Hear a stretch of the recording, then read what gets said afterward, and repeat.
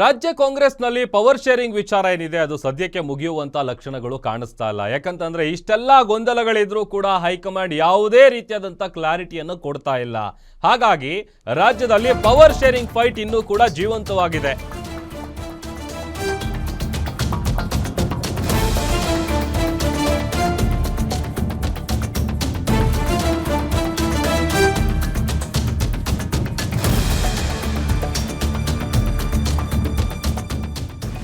ಕ್ರಾಂತಿ ಸಂಕ್ರಾಂತಿ ಎಲ್ಲ ಆಯಿತು, ಈಗ ಮುಂದೆ ಇರೋದು ಯುಗಾದಿ. ಬಟ್ ಇಲ್ಲಿವರೆಗೂ ರಾಜ್ಯದಲ್ಲಿ ಪವರ್ ಶೇರಿಂಗ್ ಫೈಟ್ ಏನಿದೆ ಅದಕ್ಕೆ ಯಾವುದೇ ರೀತಿಯಾದಂಥ ಕ್ಲಾರಿಟಿಯನ್ನು ಕೊಟ್ಟಿಲ್ಲ ಹೈಕಮಾಂಡ್.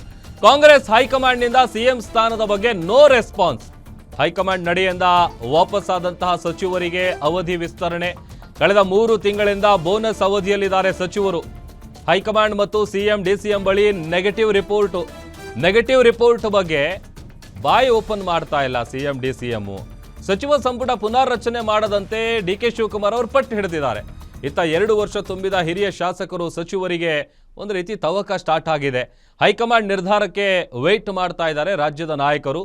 ಸಿಎಂ ಡಿಸಿಎಂ ನಡುವಿನ ಜಗಳದಲ್ಲಿ 3ನೇ ಅವರಿಗೇನಾದರೂ ಲಾಭ ಆಗುತ್ತಾ ಅಂತ. ಯಾಕಂತಂದ್ರೆ ಇಲಾಖೆ ನಿರ್ವಹಿಸುವಲ್ಲಿ ವಿಫಲ ಆದರೂ ಕೂಡ ಸಚಿವರಿಗೆ ಒಂದು ರೀತಿ ಬೋನಸ್ ಸಿಕ್ಕಿದೆ. ಒಂದು ಕಡೆ ಸಂಪುಟ ಪುನರ್ರಚನೆ ಆಗಬೇಕು ಅನ್ನುವಂಥದ್ದು ಸಿದ್ದರಾಮಯ್ಯ ಅವರ ಒತ್ತಾಯ. ಜೊತೆಗೆ ಅದಕ್ಕೆ ಬೇಕಾದಂಥ ಒಂದಷ್ಟು ಲಿಸ್ಟ್ಗಳನ್ನು ರೆಡಿ ಮಾಡ್ಕೊಂಡಿದ್ರು. ಹೈಕಮಾಂಡ್ ನಾಯಕರನ್ನು ಭೇಟಿ ಮಾಡೋದಕ್ಕೂ ಕೂಡ ಹೋದಂಥ ಸಂದರ್ಭದಲ್ಲಿ ಅದೆಲ್ಲ ವಿಚಾರವನ್ನು ಗಮನಕ್ಕೆ ತರುವಂಥ ಕೆಲಸ ಮಾಡಿದರು. ಬಟ್ ಆದರೆ ಎಲ್ಲಿವರೆಗೂ ಪವರ್ ಶೇರಿಂಗ್ ವಿಚಾರ ಅಥವಾ ಈ ಫೈಟ್ ಏನಿದೆ ಅದು ಸ್ಟಾಪ್ ಆಗಲ್ಲ, ಅಲ್ಲಿವರೆಗೂ ಕೂಡ ಈಗ ಕ್ಯಾಬಿನೆಟ್ ಸರ್ಜರಿ ಆಗುವಂಥದ್ದು ಕೂಡ ಭಾಳ ಡೌಟ್ ಅನ್ನುವಂಥ ವಿಚಾರ ಗೊತ್ತಾಗ್ತಾ ಇದೆ. ಸದ್ಯಕ್ಕೆ ಈ ಒಂದು ಮುಖ್ಯಮಂತ್ರಿ ಮತ್ತು ಉಪಮುಖ್ಯಮಂತ್ರಿಯ ಜಗಳದಲ್ಲಿ 3ನೇ ಅವರಿಗೆ ಒಂದು ರೀತಿ ಲಾಭ ಆಗ್ತಾ ಇರೋದು ಭಾಳ ಕ್ಲಿಯರ್ ಆಗಿ ಗೊತ್ತಾಗ್ತಾ ಇದೆ.